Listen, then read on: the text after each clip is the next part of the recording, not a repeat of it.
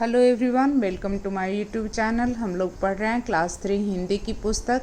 इसके पहले की क्लास में हम लोगों ने पढ़ा था मैडम क्यूरी के बारे में, जो कि एक जीवनी थी। आज हम लोग पढ़ रहे हैं कश्मीर। यह एक निबंध है, तो चलिए देखते हैं इस निबंध में क्या बताया गया है। इस पाठ में हमारे देश के उत्तर दिशा में स्थित कश्मीर राज्य का वर्णन है। इसमें कश्मीर की प्राकृतिक सुंदरता, वहाँ के दर्शनीय व धार्मिक स्थल तथा रोजगार आदि का वर्णन है।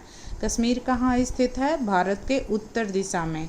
और कश्मीर क्या है? भारत का एक राज्य है। इसमें क्या बताया गया है? कश्मीर की प्राकृतिक सुंदरता। प्राकृतिक सुंदरता यानी नेचुरल ब्यूटी, पेड़ पौधे, पहाड़, झरने, इस नदी वगैरह क्या है? प्राकृतिक सुंदरता। दर्शनीय यानी देखने योग्य।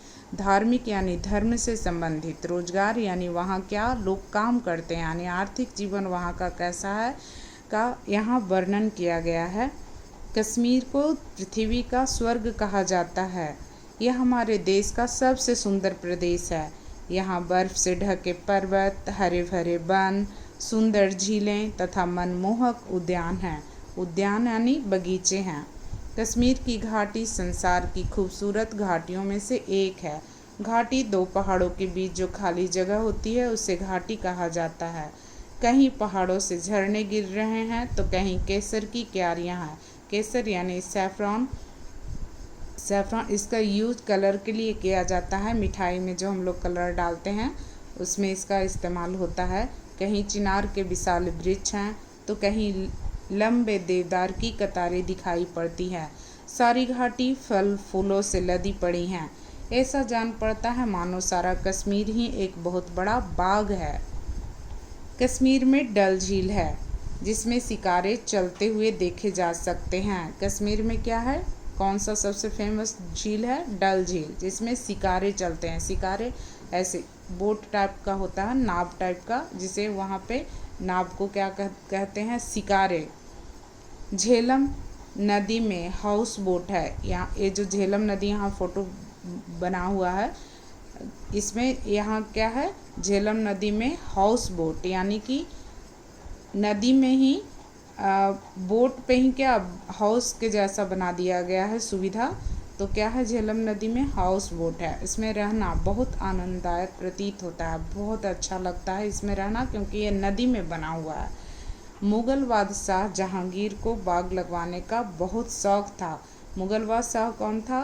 अकबर का बेटा जहांगीर, जिसे क्या था? बाग लगवाने का शौक था मुगल बादशाह जहांगीर को। कश्मीर में उन्होंने कई बाग लगवाए थे। इनमें शालीमार बाग बहुत प्रसिद्ध है। शालीमार बाग किसने लगवाया था? जहांगीर ने, क्योंकि मुगल बादशाह अकबर के बेटे जहांगीर को बाग लगवाने का बहुत शौक था, तो उसने क्या लगवाया था? कश्मीर में शालीमार बाग, जो काफ़ी प्रसिद्ध बाग है। शालीमार का अर्थ है प्रेम।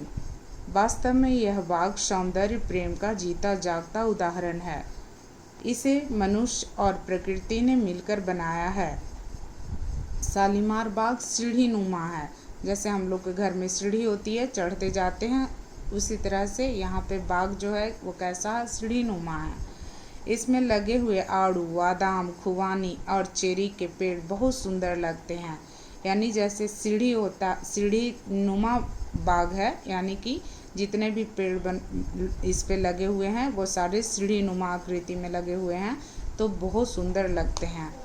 लाल लाल सेब देखकर किसका जी नहीं ललचा जाता। पेड़ों पर सेब ही सेब दिखाई देते हैं, पत्तों का कहीं नाम नहीं। यानी कि इतने लाल लाल सेब दिखते हैं कि पत्ते कहीं दिखाई ही नहीं देते। बाग के बीचों बीच एक नहर है। नहर जिसमें पानी होता है, जिससे सिंचाई होती है, उसे क्या कहते हैं? नहर। यह एक सीढ़ी उतरती हुई डल झील में जा गिरती है। नहर कैसे गिरती है? एक एक सीढ़ी उतरती हुई किस में गिर जाती है? डल झील में गिर जाती है। इसे देखकर ऐसा लगता है मानो छोटा सा झरना हो। यानी नहर कैसा लगता है देखने में? झरने के समान, क्योंकि ये एक एक सीढ़ी उतरती हुई किस में गिर जाती है? डल झील में। कश्मीर में दूसरा प्रसिद्ध बाग है निशात बाग। निशात शब्द का अर्थ है प्रसन्नता।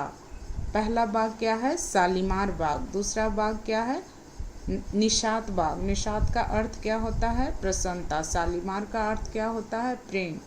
यह बाग सचमुच दर्शकों का मन मोह लेता है। इसे शाहजहां की बेगम के पिता आसफ जहां ने लगवाया था।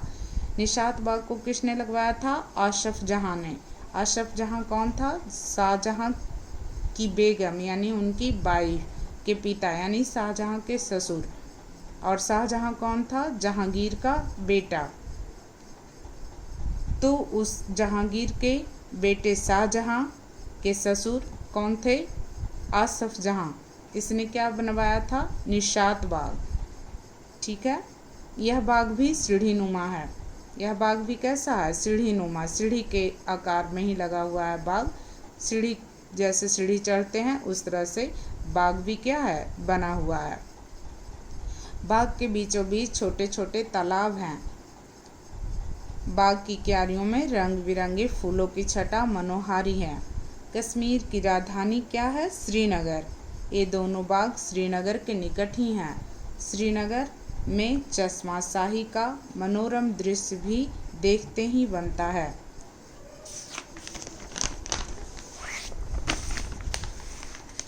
कश्मीर में गुलमर्ग, खिलनमर्ग, सोनमर्ग तथा पहलगाम भी दर्शनीय स्थल है। पहलगाम जहां अभी आतंकवादियों ने हमला किया था, इसमें बहुत सारे जो वहां घूमने गए थे मारे गए। पहलगाम से होकर ही अमरनाथ की यात्रा का मार्ग जाता है। अमरनाथ किससे होकर जाया जाता है? पहलगाम से होकर ही। अमरनाथ की गुफा में बर्फ से शिवलिंग अपने आप बन जाता है।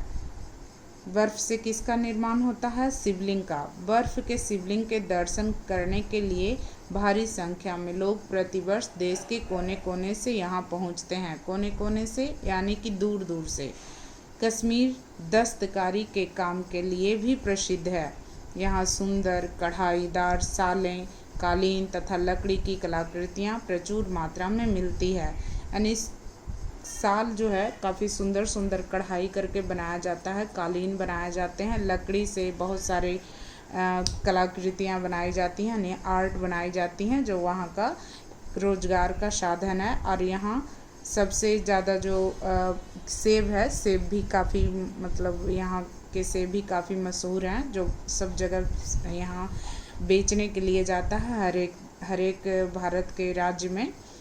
तो ये सारा इसका यहाँ का आर्थिक जीवन में शामिल हो जाता है। प्रचुर मात्रा में मिलती हैं लकड़ी की कलाकृतियाँ। कश्मीर का केसर भी बहुत प्रसिद्ध है। केसर भी कश्मीर का क्या है? बहुत फेमस है। सेब भी बहुत फेमस है और केसर भी बहुत फेमस है। केसर का प्रयोग हम लोग किसके लिए करते हैं? मिठाई बनाने में इसका इस्तेमाल रंग के लिए होता है। तो हम लोगों ने निबंध को पढ़ा। कश्मीर के बारे में इसमें बताया गया था। इस निबंध का जीवन मूल्य क्या है? इसमें दिया हुआ है, यात्राएं आनंद की अनुभूति है। यानी यात्रा करने से हमें क्या मिलती है? आनंद की अनुभूति होती है, यानी एहसास होता है, हम फील करते हैं उसे। क्या फील करते हैं? आनंद। तो हम लोगों ने कश्मीर निबंध को समाप्त कर लिया है। आप लोग को कैसा लगा यह निबंध बताइएगा ज़रूर।